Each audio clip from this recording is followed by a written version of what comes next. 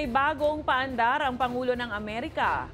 Magiging basehan na ng Estados Unidos ang obesity o mabigat na timbang, maging ang pagkakaroon ng anak na may special needs para tanggihan ang aplikasyon ng immigrant visa ayon sa bagong guidelines na ilalabas ng administrasyon ni US President Donald Trump.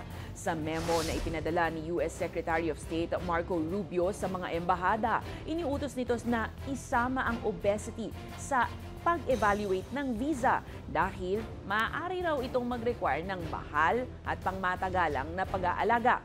Kabilang din sa susuriin kung ang mga dependent ng applicant ay may disabilities o chronic conditions na maaaring humadlang sa kakayahan ng aplikante na magtrabaho. Gayunpaman, hindi sakop ng patakarang ito ang short-term visitors tulad ng mga tourist visa.